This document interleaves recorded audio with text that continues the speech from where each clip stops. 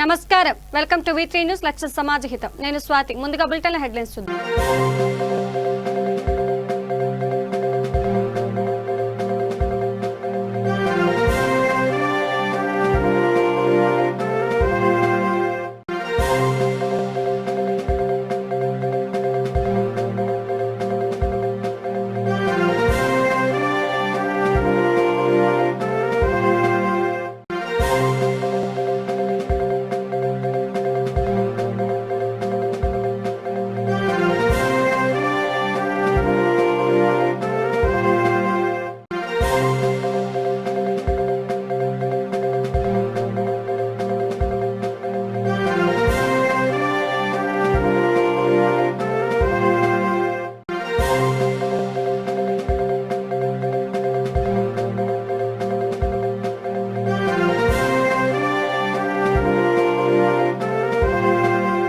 బులెటిన్లో డీటెయిల్స్ చూద్దాం.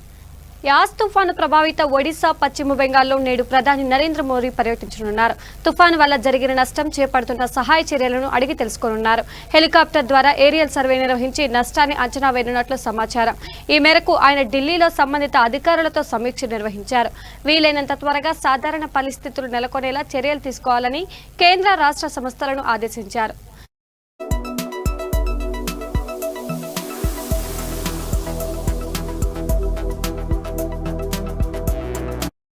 సృష్టించిన బీభత్సంతో ఒడిశా, పశ్చిమ బెంగాల్ అతలాకుతలమయ్యాయి. రెండు రాష్ట్ర తీర ప్రాంతాల్లో ఇప్పట్లో కోలుకోలేనంత నష్టాన్ని మిగిల్చింది. తుఫాను బీభత్సానికి 1 కోటి మందికి పైగా నష్టపోయారు. అనేక ఇళ్లు, చెట్లు, విద్యుత్ స్తంభాలు నేలమట్టమయ్యాయి. లక్షల ఇళ్లు ధ్వంసమయ్యాయి. గంటకు 150 కిలోమీటర్లతో వీచిన పెనుగాలులు ఒడిశాలోని భద్రక్ జిల్లాను అతలాకుతలం చేశాయి. ప్రచండ గాలుల దాటికి కొన్ని చోట్ల ఇంటి పైకప్పులు ఎగిరిపడ్డాయి. ఒడిశాలోని బాలేశ్వర్ జిల్లా చాందీపూర్ తీరంలో సముద్రం బాగా ముందుకొచ్చింది. వందల గ్రాములు సముద్రం నీటిలో చిక్కుకుపోన్నాయి. తుఫాను ప్రభావంతో గత 3 రోజులుగా కురుస్తున్న వర్షాలతో ఒడిశా, బెంగాల్లో పలు ప్రాంతాలు నీట మునిగాయి. ఒడిశాలో యాస్ తుఫాన్ వల్ల 130కి పైగా గ్రామాలు దెబ్బతిన్న విషయం తెలిసిందే. అయితే ఈ రోజు బెంగాల్ సీఎం మమతా బెనర్జీతో తుఫాన్ నష్టాలపై నేరుగా కలిసి చర్చించనున్నట్లు సమాచారం.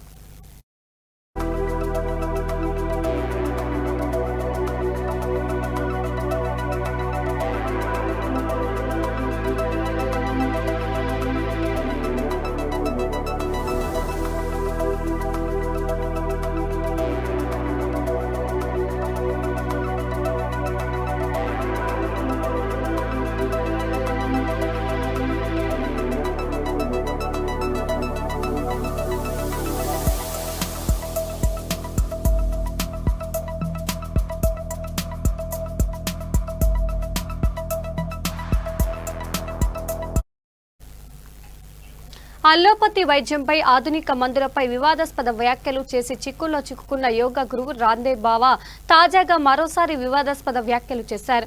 బాబా రామ్దేవ్ ను అరెస్ట్ చేయాలని నెటిజన్లు సోషల్ మీడియాలో ట్రెండ్స్ తో హడావుడి చేస్తున్న విషయం తెలిసిందే.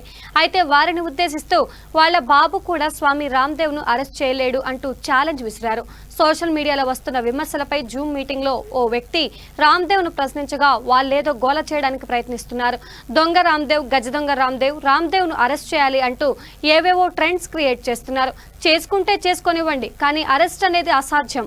వాళ్ళ బాబు కూడా స్వామి రామ్దేవ్ ను అరెస్ట్ చేయలేడు అని చెప్పేసి వ్యాఖ్యానించారు.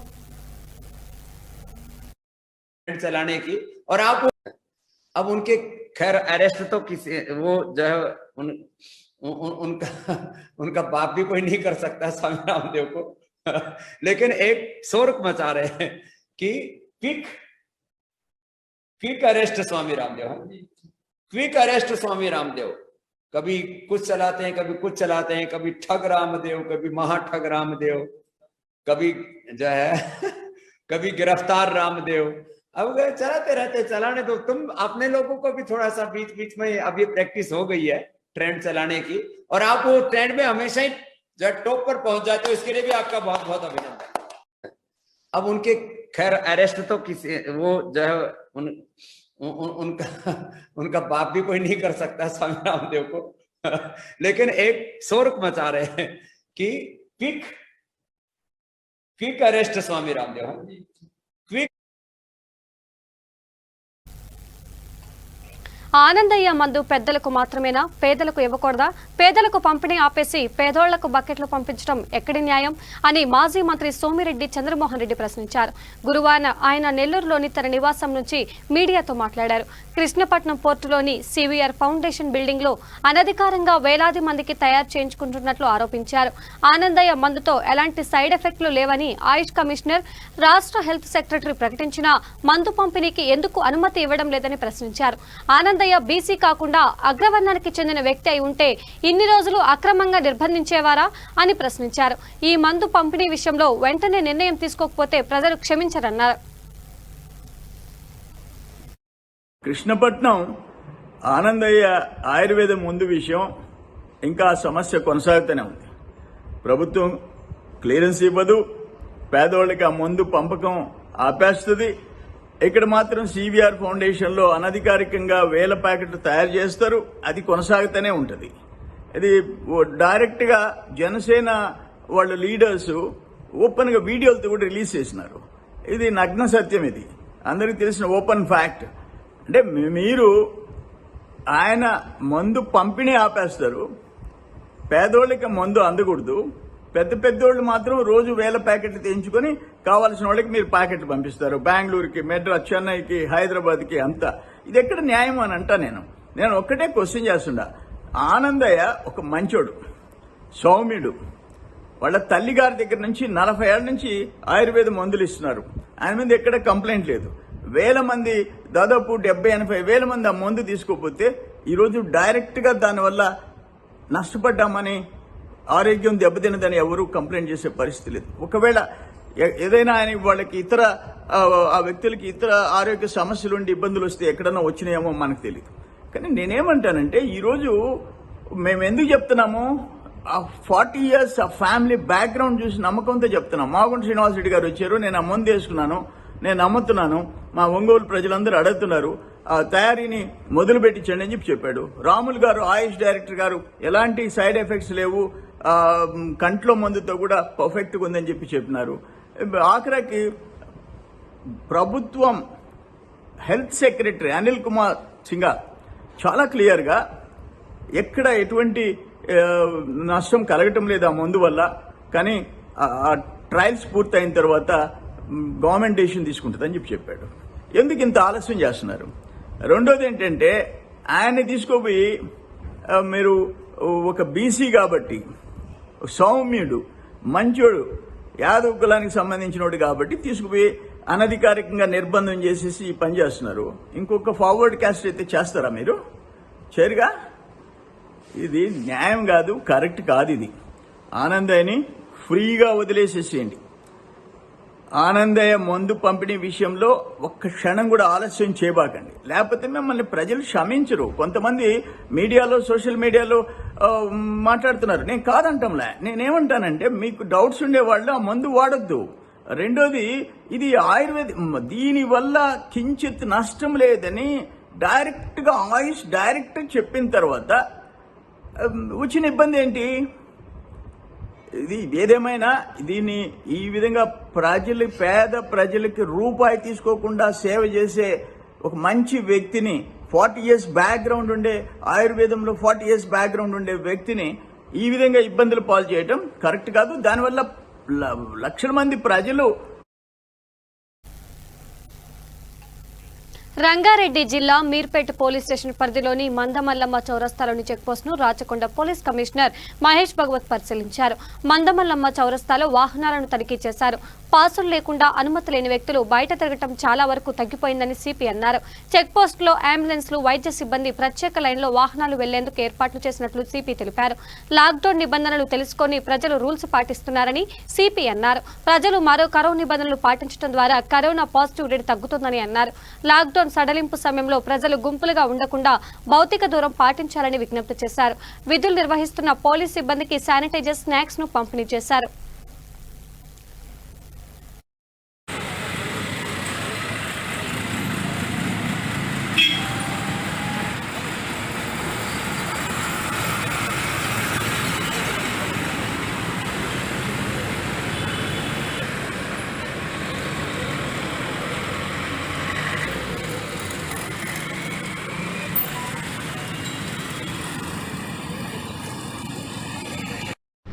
మన తెలంగాణ ప్రభుత్వం డిక్లేర్ చేసిన లాక్డౌన్ ఉంది. సో ఈ లాక్డౌన్ సందర్భంగా 47 చెక్ పోస్ట్లో మార్నింగ్ 10 గంటల నుంచి నెక్స్ట్ డే మార్నింగ్ 6 o'clock దాకా చాలా స్ట్రిక్ట్లీ మా వాళ్ళు చెకింగ్ చేస్తున్నారు. సుపీరియర్ ఆఫీసర్ కూడా అన్ని పర్యవేక్షణ జరుగుతున్నాయి. ఈవెన్ మా డీజీ గారు కూడా చాలా చెక్ పోస్ట్లో విజిట్ చేయడం జరిగింది. ఇప్పుడు కొన్ని మార్పు మనం చేయడం జరిగినాయి. ఇక్కడ చెక్ పోస్ట్లో ఈ అంబులెన్స్ వాళ్ళకి గ్రీన్ ఛానల్ కోసం సెపరేట్ మనం తోవ పెట్టాము.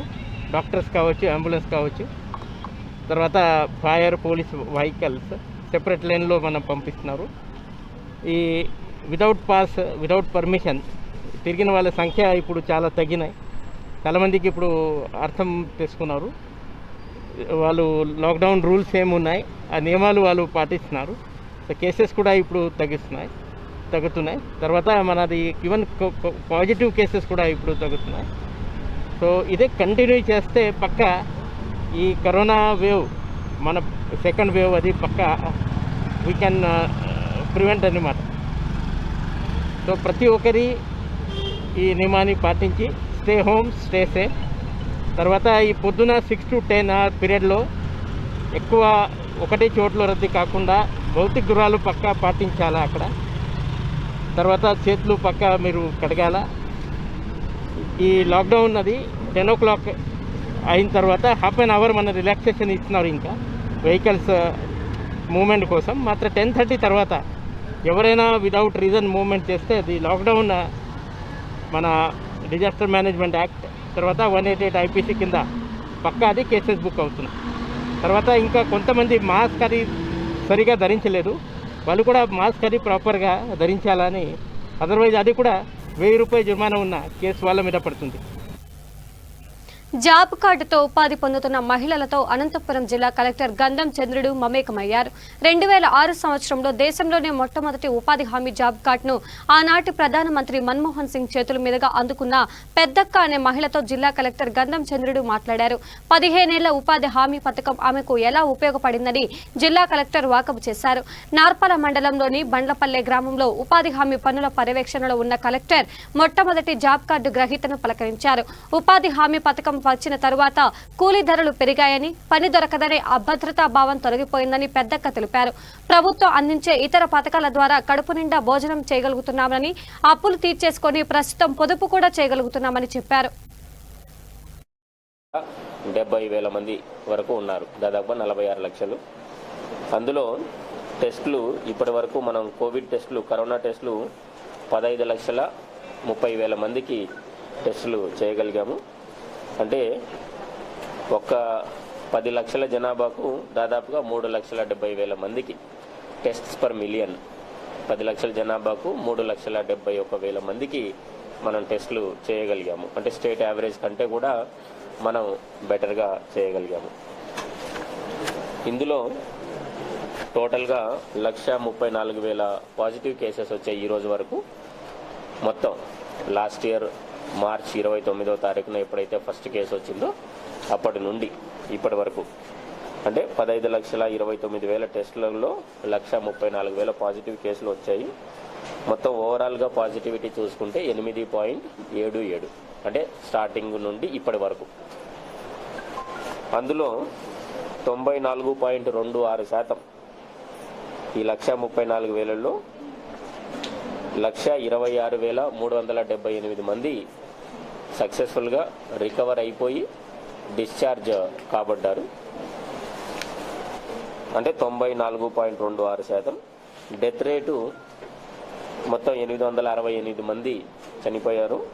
డెత్ రేటు 0.68, అంటే <1%లోనే ఉంది, 0.68%. అలాగే వీటందరికీ కూడా ఎవరికైతే పాజిటివ్ వచ్చిందో వారి యొక్క కాంటాక్ట్స్ని, ప్రైమరీ కాంటాక్ట్స్, సెకండరీ కాంటాక్ట్స్ ఇలా మనం దాదాపుగా 7,20,000 మందిని ట్రేస్ చేసి వారిని హోమ్ ఐసోలేషన్లో పెట్టడము, ఇతర టెస్టులు చేయడము జరిగింది. గడిచిన 2 నెలలు అంటే రెండో వేవ్ మనకి ఏప్రిల్ మొదటి వారంలో దాదాపుగా వచ్చింది. అప్పటి నుండి చూసుకుంటే ఏప్రిల్ మొదటి వారంలో 3% ఉండేది పాజిటివిటీ, 3.1. ఏప్రిల్ రెండో వారంలో 7.54 పెరిగింది. ఏప్రిల్ 3వ వచ్చేసరికి దాదాపుగా 11% పాజిటివిటీ అయింది. ఏప్రిల్ 4వ వారానికి వచ్చేసరికి 21.5% అయింది. మే ఫస్ట్ వీక్కి 30%, మే 2వ వారంలో అత్యధికంగా 37.5 పాజిటివిటీ రికార్డ్ అయింది. తర్వాత మే 2వ వారం నుండి మళ్ళీ తగ్గడం మొదలైంది. మే 3వ వారంకి వచ్చేసరికి 37 నుండి 32కు పడిపోయింది. మే 4వ వారం ఇప్పుడు మళ్ళీ 32 నుండి కూడా ఫర్దర్గా 24%కి వచ్చింది. యాజ్ ఆఫ్ నౌ డిక్లైనింగ్ ట్రెండ్లో గడిచిన 2 వారాల నుండి పాజిటివిటీ రేటు అలాగే నంబర్ ఆఫ్ కేసెస్ కూడా తగ్గుతూ ఉన్నాయి. అలాగే పాజిటివ్ వచ్చిన వాళ్ళని ఒక్కరినే కాకుండా గ్రామాలలో సర్వేలెన్స్ చేస్తూ, అంటే ఫీవర్ సర్వే అని చెప్పేసి చేస్తూ మనం ఎవరికైనా సిమ్టమ్స్ ఉన్నటువంటి వారిని కానీ లేదంటే ఇబ్బంది ఉన్న వారిని కానీ ముందే ఐడెంటిఫై చేసి వారందరినీ కూడా ఇర్రెస్పెక్టివ్ ఆఫ్ టెస్ట్ షిఫ్ట్ చేయడము, వారికి ట్రీట్మెంట్ మొదలు పెట్టడము, అవసరమైతే కోవిడ్ కేర్ సెంటర్కి లేదంటే హాస్పిటల్కి, లేదు చిన్నపాటి సిమ్టమ్స్ ఉంటే హోమ్ ఐసోలేషన్లో పెట్టడము, ఇదంతా కూడా చేస్తూ ఉన్నాం. ఇప్పటికి దాదాపుగా 9 రౌండ్లు ఈ విధమైనటువంటి ఫీవర్ సర్వే అన్నది చేయడం జరిగింది. ఇది ఈరోజు 10వ రౌండ్ ఈరోజు మొదలయ్యింది. కరోనా లాక్డౌన్ సందర్భంగా గత 10 రోజులుగా ఇబ్రహీంపట్నం మున్సిపల్ పరిధిలో నవ్య ఫౌండేషన్ ఆధ్వర్యంలో ఫౌండేషన్ చైర్పర్సన్ శ్రీ రమ్య ఆదేశాల మేరకు మున్సిపల్ కార్మికులకు, పోలీసులకు, వలస కార్మికులతో పాటు రోజువారీ కూలీలకు ఆహార పొట్లాలను అందజేస్తున్నారు. ఈ సందర్భంగా నవ్య ఫౌండేషన్ ప్రధాన కార్యదర్శి మడుపు వేణుగోపాలరావు మాట్లాడుతూ లాక్డౌన్ సమయంలో చాలా మంది కనీసం ఆహారం లేకుండా ఇబ్బందులు పడుతున్నారని, కొంతమంది నీళ్లు తాగి కాలం గడుపుతున్నారని, ఈ నేపథ్యంలో ఇలాంటి పరిస్థితుల్లో కనీసం ఒక పూటైనా ప్రతిరోజు మధ్యాహ్నం ఆహారం అందించాలనే ఆలోచనతో ముందుకు వచ్చారని అన్నారు. ఇలాంటి పరిస్థితి ఎక్కడైనా ఉంటే తమ దృష్టికి తీసుకువస్తే వారికి కూడా ఆహార పదార్థాలను అందజేస్తామని తెలిపారు.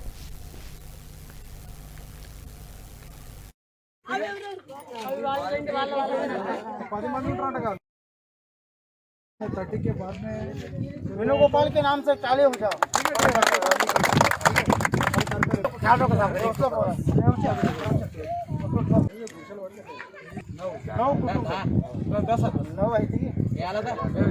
లాక్డౌన్ వల్ల అనేక మంది పేదలు, వలస కూలీలు చాలా ఇబ్బందులు పడుతున్నారు. ఇక్కడ ఖానాపూర్ సమీపంలోని సాయిబాబా గుడి పక్కన కూడా దాదాపు 100 పైన ఉన్నటువంటి జనము గుడిసెలు వేసుకొని వాళ్ళు మామూలు టైంలో అయితే వాళ్ళు జీవనం సాగించేది. కానీ ఈ పరిస్థితిలో వాళ్ళకు కుటుంబాలు గడిచేది కష్టంగా ఉంది. అందుకోసం అని చెప్పేసి నవ్య ఫౌండేషన్ ఆధ్వర్యంలో ఈరోజు గత 10 రోజుల నుంచి కూడా 13వ తారీఖు నుంచి ప్రతిరోజు కూడా ఆహార పొట్లాలు వివిధ వర్గాలకు, అంటే పోలీసు వారికి, మున్సిపల్ వారికి, వారితో పాటు ఉన్నటువంటి రోడ్డు పైన ఉన్నటువంటి ఎవరైనా అన్నార్థులు ఉంటే వాళ్లకు, అట్లాగే ఇట్లా ఉన్నటువంటి వలస కూలీలకు, ఈ యొక్క గుడిసెలు ఉన్నటువంటి వాళ్ళకు కూడా రోజు ఇవ్వడం జరుగుతుంది.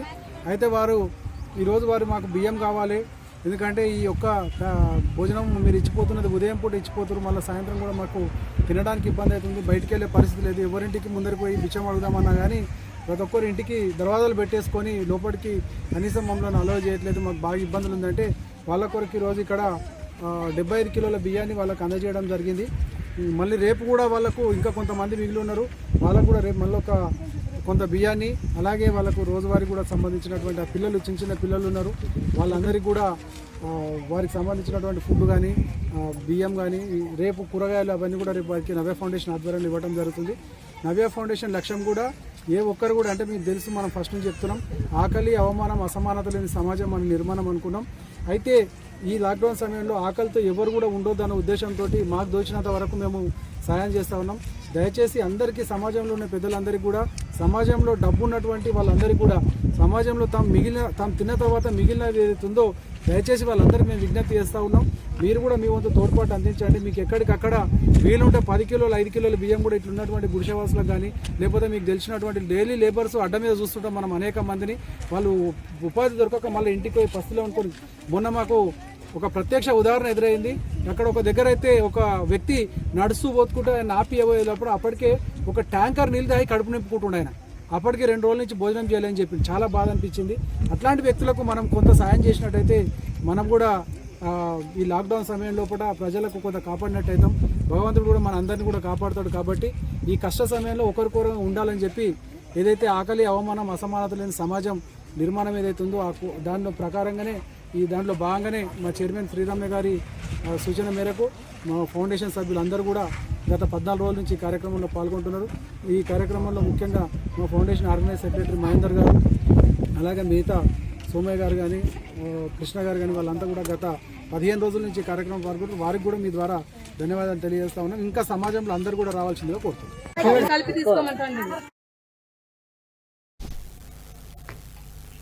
తూర్పుగోదావరి జిల్లా కడియం మండలం కడియపులంక సర ఆర్డర్ కార్టన్స్ నర్సరీ అసోసియేషన్ భవనంలో జక్కంపూడి రామ్మోహన్ రావు ఫౌండేషన్ ఆధ్వర్యంలో ఆక్సిజన్ పెయింటింగ్ హాల్ ను రాజానగర్ ఎమ్మెల్యే జక్కంపూడి రాజా మీట్ ఏర్పాటు చేశారు. ఈ విపత్కర సమయంలో కోవిడ్ బాధితులకు సహాయం అందించేందుకు జక్కంపూడి ఫౌండేషన్ తన వంతు సహకారం అందిస్తుందని ఎమ్మెల్యే తెలిపారు. కోవిడ్ బాధితులకు నిత్యం తమ హెల్ప్ లైన్ అందుబాటులో ఉంటుందన్నారు.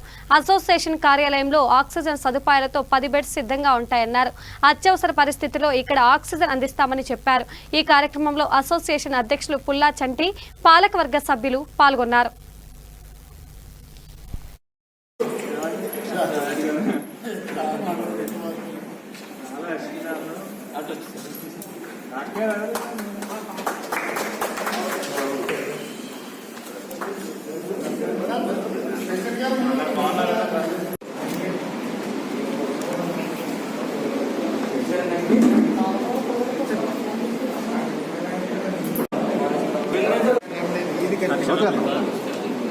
ప్రపంచవ్యాప్తంగా అన్ని దేశాలను కూడా వణికిస్తూ ఉన్నటువంటి కరోనా మహమ్మారి మరి భారతదేశంలో సెకండ్ వేవ్ పేరిట మరొకసారి ఉధృతంగా వ్యాప్తి చెందుతూ ఉన్నటువంటి తరుణంలో పక్కన కేంద్ర రాష్ట్ర ప్రభుత్వాలు అనేక రకాల చర్యలు తీసుకుంటూ ఉన్నాయి.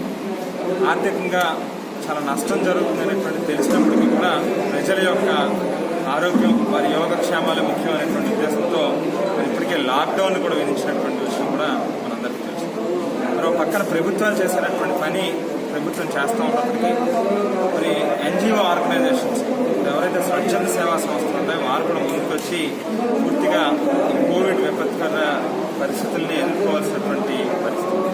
మరి అందులో భాగంగానే ఇప్పటికే జక్కంపూడి రామ్మోహన్ రావు ఫౌండేషన్ తరఫున గడిచినటువంటి లాస్ట్ ఇయర్ వచ్చినటువంటి ఫస్ట్ ఫేజ్ కరోనా ఇదిలో కానీ ఈ ఫేజ్లో కానీ కరోనా అనేటువంటిది వన్స్ ఒకసారి పాజిటివ్ అని చెప్పి నిర్ధారణ అయినటువంటి క్షణం నుంచి మళ్ళీ హాస్పిటల్ నుంచి బయటికి డిశ్చార్జ్ అయ్యేటటువంటి క్రమం వస్తుంది. మధ్యలో ఉన్నటువంటి అన్ని ఫేజెస్లోని కూడా అన్ని స్థాయిలోని కూడా జక్కంపూడి రామ్మోహన్ రావు ఫౌండేషన్ తరఫున ఇంటర్వ్యూన్ అయ్యి మరి ఎవరైతే బాధితులు ఉన్నారో వారికి తోడుగా నిలబడేటటువంటి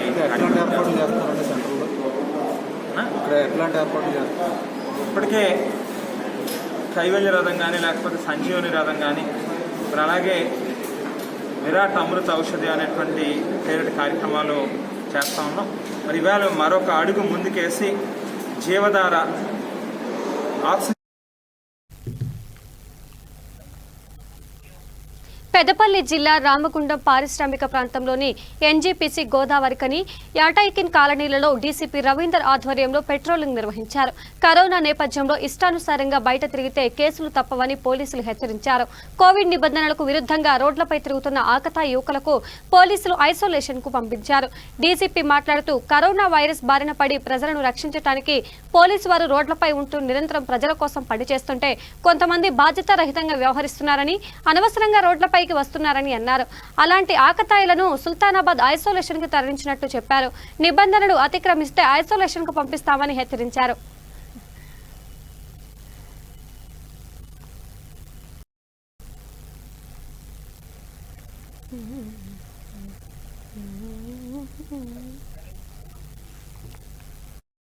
మాకు లాక్డౌన్ కూడా ప్రాపర్గా ఇంప్లిమెంట్ అవుతుంది. పబ్లిక్ కూడా పూర్తి స్థాయిలో సహకరిస్తున్నారు. బట్ ఇంకా మేము కోరుకునేది ఏంటంటే కొంచెం సోషల్ డిస్టెన్స్ పాటించండి, ప్రాపర్ గవర్నమెంట్ ఇచ్చిన నామ్స్ అండ్ కండిషన్స్ పాటించండి పబ్లిక్ కోరుకుంటున్నాం.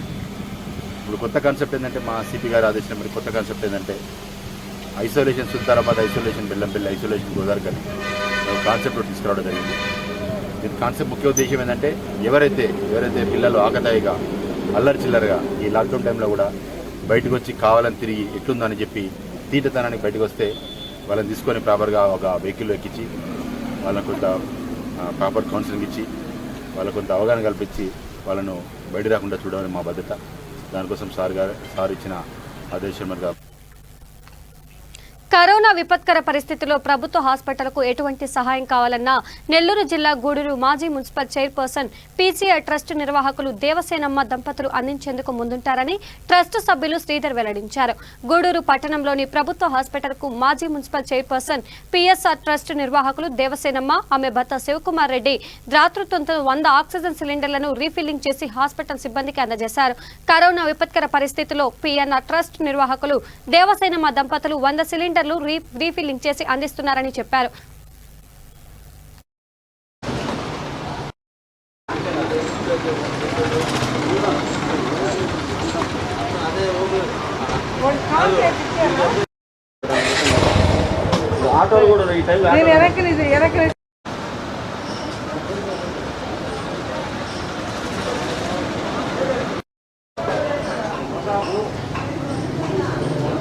నేను పడకుండా చూడు.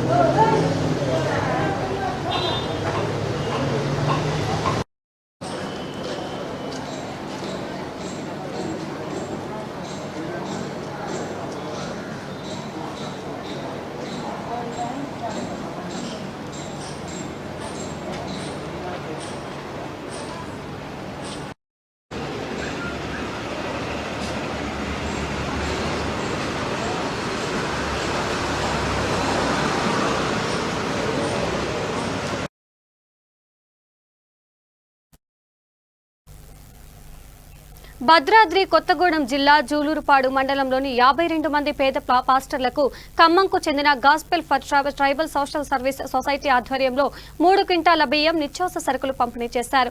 ఈ సందర్భంగా సంస్థ ప్రతినిధి పుల్లారావు మాట్లాడుతూ లాక్డౌన్ అమలులో ఉండడంతో ప్రార్థనా మందిరాలు కూడా తెరవకపోవడంతో నిరుపేద పాస్టర్లు ఇబ్బంది పడుతున్నారని, ఈ మేరకు మానవతా దృక్పథంతో గాస్పెల్ సొసైటీ వ్యవస్థాపకులు బిషప్ జాకత్ సహాయం చేయడం జరిగిందన్నారు.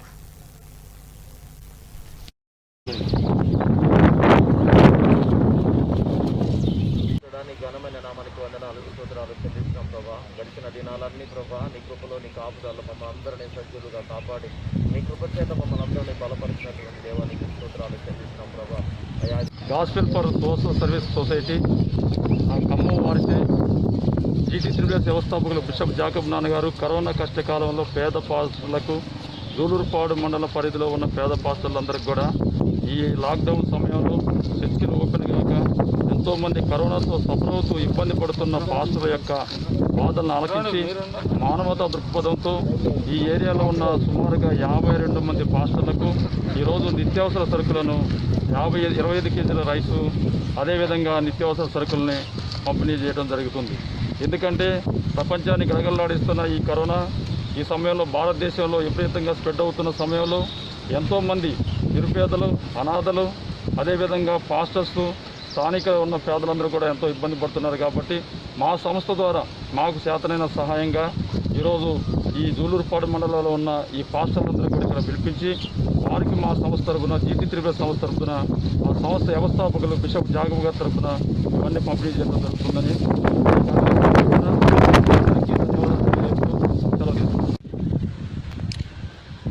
వెనక్కి జరుగు.